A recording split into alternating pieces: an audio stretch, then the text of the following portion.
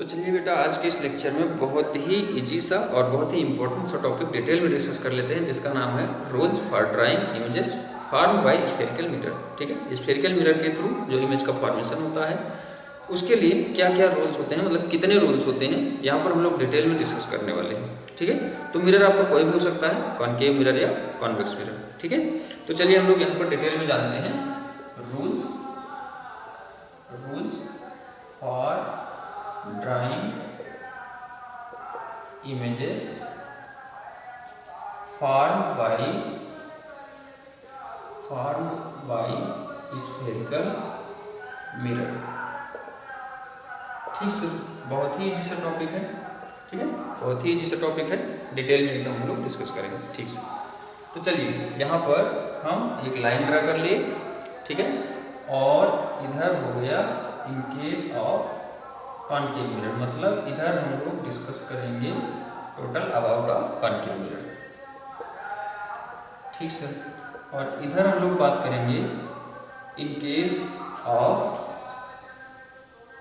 Convex mirror. ठीक sir, तो सबसे पहले यहाँ पर पहला रूल हम लोग डिटेल में देखते हैं। ठीक है, तो इसमें क्या करेंगे, सबसे पहले बेटा हम ये सपोज कर लिए कॉनकेव मिरर का सर रिफ्लेक्टिंग सरफेस हो जाता है इनवर्ड, बिल्कुल ठीक है। अब यहाँ पर इसका हो जाता है पोल, मिडिल पॉइंट इसका। ठीक है, और ये हो जाता है एपर्चर। ठीक है सर, इधर इसका कहीं हो जाता है प्रिंसिपल फोकस और इधर हो जाता है इसका सेंटर ऑफ कर्वेचर। ठीक सर, अब बेटा इसमें अगर कोई ray of light parallel to the principal axis, ये है प्रिंसिपल एक्सिस, इसके पैरेलल कोई रे ऑफ लाइट इसके एपर्चर के, इस मिरर के एपर्चर के किसी पॉइंट पर इंसिडेंट हो रही, तो आफ्टर रिफ्लेक्शन वो एफ के थ्रू पास होगी। ठीक है सर, समझ में आ गया। कोई भी रे ऑफ लाइट पैरेलल होगी principal to the principal axis, और आफ्टर रिफ्लेक्शन ये कहाँ से होकर के जाएगी, आफ्टर रिफ्लेक्शन ये एफ के थ्रू होकर के जाएगी। तो सर ये एफ के थ्रू ही क्यों पास होती है, एफ के थ्रू ही होकर के क्यों जाती है? तो आंसर ये है बेटा कि अगर इस अपर्चर किसी पॉइंट को इस अपर्चर पर कोई पॉइंट सपोज कर लो, उस पॉइंट को इसके सेंटर ऑफ कर्वेचर से ज्वाइन कर लो, तो क्या होगा सर? तो यहाँ पर हम देखते हैं ये हो गया आपका सेंटर ऑफ कर्वेचर और ये हो गया कोई पॉइंट जिस पर कोई रे ऑफ लाइट इंसिडेंट हुई है। तो ये बेटा होता है इस मिरर पर परपेंडिकुलर लाइन, ये जो कर्व मिरर है, इस मिरर के इस पॉइंट पर ये हो जाएगा नॉर्मल।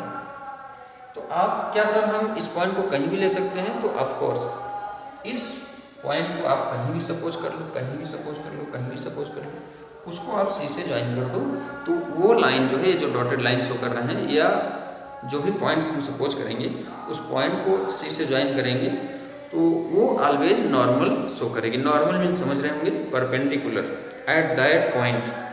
ठीक है, तो रे ऑफ लाइट यहाँ पर इंसिडेंट हुई है और इसको हमने सी से ज्वाइन कर दिया, तो ये तो सर इसका मतलब ये हुआ कि इस पॉइंट पर ये डॉटेड लाइन परपेंडिकुलर मतलब नॉर्मल। तो सर नॉर्मल से जो एंगल फॉर्म होती है इंसिडेंट रे का, उसको बोलते हैं एंगल ऑफ इंसिडेंस, और रिफ्लेक्टेड रे जो एंगल फॉर्म करती है उसको बोलते हैं एंगल ऑफ रिफ्लेक्शन। और हम लॉ ऑफ रिफ्लेक्शन से जानते हैं या कह सकते हैं इसके बेसिस पर कि आई आर के सेम होगा, इक्वल होगा।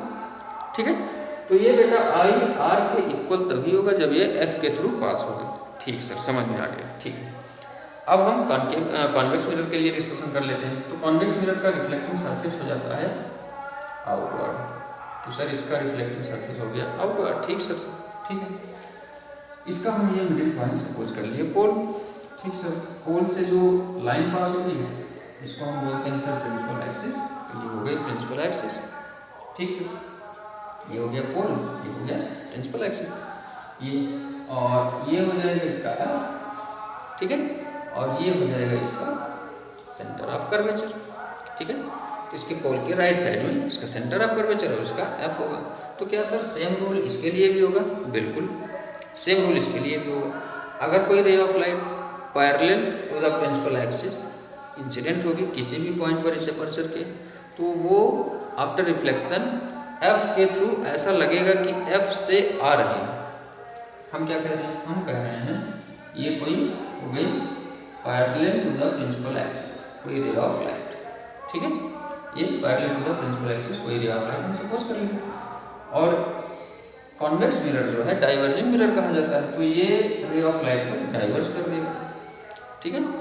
तो एक्चुअली में तो ये एफ के थ्रू पास नहीं हो रहा है, लेकिन अगर हम इधर से देखेंगे, यहाँ से देखेंगे, तो हमको लगेगा कि ये रे ऑफ लाइट जो है एफ के थ्रू ऐसे, एफ के थ्रू, चलिए एफ यहाँ सपोज कर लेते हैं, तो एफ से ये रे ऑफ लाइट ऐसे आ रहा है, ये ऐसा आपको अपीयर हो रहा है। एक्चुअली में कहाँ से आ रही है, एक्चुअली में रे ऑफ लाइट इस पॉइंट से डाइवर्ज होकर के इस पाथ में ट्रेवल की, ठीक है। तो ये हो गया कॉन्वेक्स मिरर के केस में, ठीक है। तो इसमें हमको ऐसा अपीयर होता है कि एफ के थ्रू या एफ से रे ऑफ लाइट आ रही है, ठीक है। और इसमें जो है एफ के थ्रू कॉन्केव मिरर के केस में एफ के through ray of light pass होगी। अगर कोई ray of light parallel to the principal axis इस अपर्चर के किसी पॉइंट पर इंसिडेंट हो, तो क्या सर इसमें भी I equal to R follow होगा? बिल्कुल, ऑफ कोर्स। यहाँ पर भी आप क्या करोगे, इस पॉइंट को आप कर दोगे C से जॉइन, तो सर ये हो जाएगा नॉर्मल। जब ये नॉर्मल हो गया तो ये हो गया एंगल ऑफ इंसिडेंस और ये हो गया एंगल ऑफ रिफ्लेक्शन। तो यहाँ भी I equal to R rule को लाइट फॉलो कर रही है, ठीक है। ठीक सर, पहला रूल एकदम क्लियर हो गया, कोई डाउट नहीं है, ठीक है। चलिए दूसरे रूल की बात कर लेते हैं। दूसरा रूल क्या कहता है, तो दूसरा रूल भी बेटा बहुत ही ईजी है, बहुत ही ईजी है। दूसरे रूल में हम लोग देखेंगे, ये हो गया, फिर से हम सपोज कर लिए, ये हो गया हमारा कॉन्केव मिरर, रिफ्लेक्टिंग सरफेस हो गया इनवर्ड, ठीक सर, समझ में आ गया। ये पोल हो गया, तो सर इसका एफ इधर आएगा, सी इधर आएगा, ठीक सर, ये भी क्लियर हो गया, ठीक है। चलिए, तो कोई ray of light next time हम सपोज कर लेते हैं कि अगर कोई रे ऑफ लाइट इस कॉन्केव मिरर के किसी पॉइंट पर इंसिडेंट हो रही है और ये एफ के थ्रू पास होती हुई, ठीक है। मतलब क्या कह रहे हैं, ये कोई रे ऑफ लाइट है, ये प्रिंसिपल फोकस या कह सकते हो एफ के थ्रू पास होती हुई आ रही है, एफ के थ्रू आ रही है और मिरर के किसी पॉइंट पर इंसिडेंट हो रही है, तो सर क्या होगा, तो ये बेटा I equal to R rule को फॉलो करेगी, मतलब ये हो जाएगी पैरेलल। ध्यान से समझेंगे, माइंड करेंगे। हमने पहले कंडीशन में क्या लिया था, कोई पैरेलल रे ऑफ लाइट इंसिडेंट हुई थी मिरर के किसी पॉइंट पर, आफ्टर रिफ्लेक्शन एफ के थ्रू पास हुई थी। अब की बार क्या सपोज कर रहे हैं, अगर कोई रे ऑफ लाइट एफ के थ्रू इंसिडेंट होगी, एफ से पास होते हुए इंसिडेंट हो रही है मिरर के किसी पॉइंट, अपर्चर के किसी पॉइंट पर, आफ्टर रिफ्लेक्शन ये जो है I equal to R rule को फॉलो करते हुए पैरेलल हो जाएगी, parallel to the principal axis, मतलब प्रिंसिपल एक्सिस के पैरेलल हो जाएगी। तो सर क्या I equal to R rule यहाँ नहीं फॉलो हुआ, तो I equal to R rule जैसा कि हमने आपको बताया, चाहे वो प्लेन मिरर हो, चाहे वो कॉन्केव मिरर हो, चाहे वो किसी टाइप की बॉडी, किसी शेप में बॉडी हो, तो I इक्वल टू आर तो आपका ऑलवेज फॉलो होता है। तो इसका मतलब ये हो जाएगा नॉर्मल एट दिस पॉइंट, जैसा हमने आपको पहले बताया इसके पहले वाली कंडीशन में, ये हो जाएगा I और ये हो जाएगा R, I equal to R rule follow करेगी, ठीक सर, क्लियर हो गया। अब सर इसको कॉन्वेक्स मिरर के केस में बताइए, तो ये बेटा हो गया आपका कॉन्वेक्स मिरर और ये आउटवर्ड हो गया इसका रिफ्लेक्टिंग सरफेस, ठीक सर, तो क्लियर हो गया। ये हो जाएगा इसका पोल, ये हो जाएगा इसका एफ, ये हो जाएगा इसका, ठीक सर, क्लियर हो गया। अब इसमें जो है हम सेम कंडीशन लेंगे जैसा हमने आपको यहाँ पर बताया है कि एफ के थ्रू कोई रे ऑफ लाइट पास हुई थी, ठीक है। तो यहाँ पर भी बेटा हम क्या करेंगे कि एफ के थ्रू ऐसा हम टूवर्ड्स टू एफ ऐसा हम इमेजिन कर रहे हैं कि ये कोई रे ऑफ लाइट एफ की ओर आ रहे हैं, ठीक है। तो सर क्या होगा, तो ये after reflection I equal to R rule को फॉलो करते हुए ये आप इसका सेंटर ऑफ कर्वेचर से ज्वाइन करोगे तो ये हो जाएगा सर नॉर्मल, ये वाली लाइन हो गई नॉर्मल, ठीक। और ये हो गया I, ये हो गया R, तो मतलब I equal to R rule को इसने फॉलो किया और ये हो गई parallel to the principal axis, ठीक है, ठीक है। सेम रूल है, सेम कॉन्सेप्ट है, बस यहाँ पर कॉन्वेक्स मिरर है और यहाँ पर कॉनकेव मिरर है। ठीक है, कॉनकेव मिरर में एक्चुअली में एफ के थ्रू रे ऑफ लाइट आ रही थी, ठीक है, और आफ्टर रिफ्लेक्शन पैरेलल हो जा रही थी। लेकिन कॉन्वेक्स मिरर की कंडीशन में क्या हुआ, कॉन्वेक्स मिरर की कंडीशन में हमने एफ की ओर आते हुए रे ऑफ लाइट सपोज किया, ठीक है, आफ्टर रिफ्लेक्शन ये parallel to the principal axis हो जाएगी। ठीक सर, ये हो जाएगा कॉनकेव मिरर के केस में, ये हो जाएगा कॉन्वेक्स मिरर के केस में। तो अब हम नेक्स्ट आगे बढ़ेंगे, अगला रूल देखेंगे क्या होता है दोनों कंडीशन में। पहले देखेंगे कॉनकेव मिरर के लिए, ठीक है।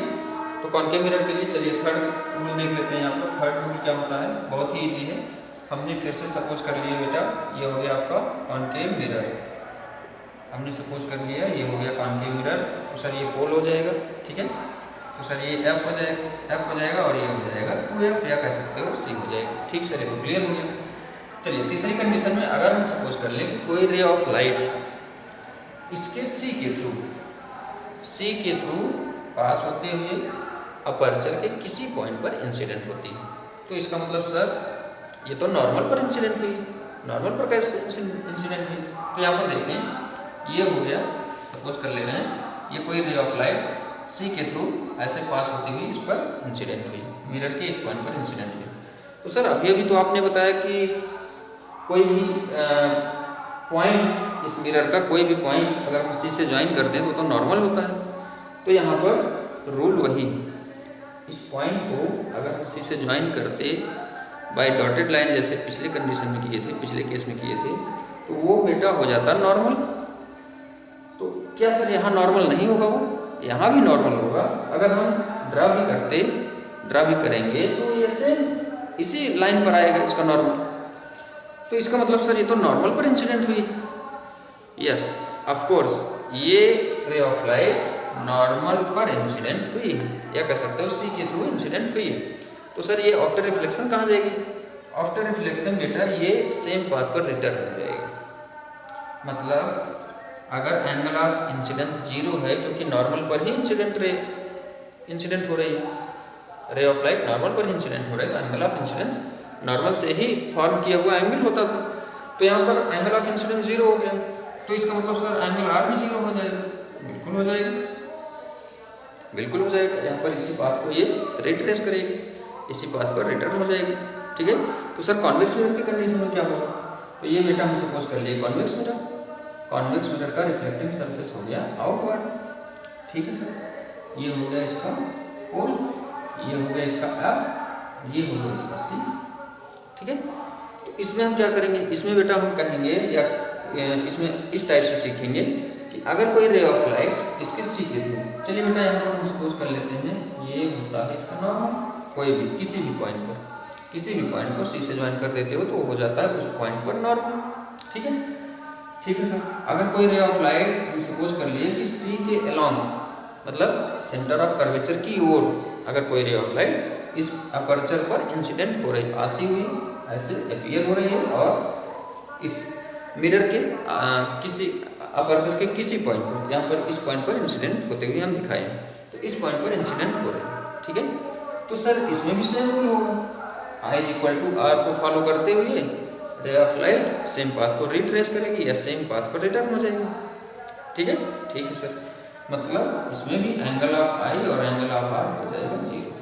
तो बेटा हम लोग यहाँ पर क्या देख रहे हैं कि कोई भी मिरर ले रहे हैं कॉनकेव या कॉन्वेक्स में से, और रूल अगर हम समझें, रूल की बात करें, कॉन्सेप्ट की बात करें, तो दोनों में रिजल्ट की बात करें तो रिजल्ट देखो दोनों में सेम आ गया, ठीक है। इसमें हमने सी के थ्रू सपोज किया, इसमें हमने सी की ओर आते हुए सपोज किया, तो हमने देखा कि रे ऑफ लाइट सेम पाथ में रिटर्न हो गई, सेम पाथ को रिट्रेस कर रही है। इसमें भी वही कंडीशन है, ठीक है। तो कॉन्सेप्ट में कोई चेंजिंग नहीं है या रिजल्ट में कोई चेंजिंग नहीं है, चाहे आप कॉनकेव मिरर सपोज करो चाहे आप कॉन्वेक्स मिरर सपोज करो, ठीक है। चलिए बेटा, तो हम लोग अगला नेक्स्ट इंपॉर्टेंट रूल डिस्कस कर लेते हैं। तो ये हमने सीख लिया किसी पॉइंट पर इंसिडेंट हुई रे ऑफ लाइट अपर्चर की। दूसरे कंडीशन में हमने सीख लिया एफ के थ्रू पैरेलल हो गई रे ऑफ लाइट, किसी पॉइंट पर इंसिडेंट हुई थी तो एफ के थ्रू गई थी, एफ के थ्रू इंसिडेंट हुई तो पैरेलल हो गई, सी के थ्रू इंसिडेंट हुई तो सेम पाथ को रिट्रेस की, सेम पाथ को रिटर्न हो गई। अब हम नेक्स्ट यहाँ पर सीखेंगे नेक्स्ट पॉइंट 4 पॉइंट पर बेटा ये हम सपोज कर लिए ये हो गया आपका मिरर, कॉन्केव मिरर, ये हो गया इसका होल। ठीक है सर, क्लियर? सर इसका F इधर आएगा और इसका 2F इधर आएगा, या C भी कह सकते हो, C इसका इधर आएगा। ठीक सर। अब बेटा अगर कोई रे ऑफ लाइट इसके पोल पर इंसिडेंट होती है, कुछ एंगल फॉर्म करते हुए यहाँ इस पॉइंट पर इस टाइप से इंसिडेंट होती है, तो सर ये हो जाएगा इंसिडेंट रे। ठीक है। और इस पॉइंट को अगर हम C से ज्वाइन करते तो ये वाली लाइन हो जाती है नॉर्मल, और सर नॉर्मल से जो एंगल फॉर्म होता है उसको हम एंगल ऑफ इंसिडेंस बोलते हैं। ठीक है सर, बहुत आसान। तो सर ये आर या कह सकते हो I is equal to R angle पर रिफ्लेक्ट हो जाएगी, मतलब I is equal to R rule को फॉलो करते हुए ये अपने पाथ को, या कह सकते हो कि उस पाथ को फॉलो करेगी। कैसा पाथ फॉलो करेगी? मतलब I is equal to R angle form करते हुए ये रिफ्लेक्ट होकर के पास हो जाएगी। ठीक है, थ्रू दिस पाथ। ठीक है सर, क्लियर हो गया। अब कॉन्वेक्स मिरर की कंडीशन में बताइए। तो बेटा ये कॉन्वेक्स मिरर की कंडीशन में भी आप देख सकते हो, नो डाउट। यहाँ पर हम सपोज कर लिए ये हो गया आपका कॉन्वेक्स मिरर, रिफ्लेक्टिंग सरफेस हो गया आउटवर्ड, ये हो गया पोल। सर इसका F इधर आ जाएगा और इसका C जो है इधर आ जाएगा। ठीक है, ठीक है सर। तो हमने आपको क्या बताया? हमने आपको बताया कोई रे ऑफ लाइट अगर पोल पर इंसिडेंट हो रही है तो जितना एंगल फॉर्म करते हुए इंसिडेंट हो रही है ये हो जाएगा नॉर्मल। ठीक है, इस पॉइंट पर देखो, इसको हम C से ज्वाइन करते तो ये हो जाता नॉर्मल। तो नॉर्मल से ये जो एंगल फॉर्म हो रहा है इंसिडेंट रे का, इसको हम बोलेंगे एंगल ऑफ इंसिडेंस। तो सर ये आफ्टर रिफ्लेक्शन किधर से जाएगी? वही I is equal to R rule को फॉलो करते हुए आफ्टर रिफ्लेक्शन इस पाथ को ट्रेवल करते हुए, इस पाथ को फॉलो करते हुए ट्रेवल करेगी। सर ये तो बहुत आसान था। तो बेटा ये टॉपिक बहुत ही इजी, बहुत ही इम्पोर्टेंट, बहुत ही छोटा सा टॉपिक है। ठीक है, तो इस लेक्चर को हम यहाँ पर स्टॉप करेंगे और नेक्स्ट लेक्चर में हम लोग सीखेंगे image formation by spherical mirror. ठीक है, थैंक यू वेरी मच।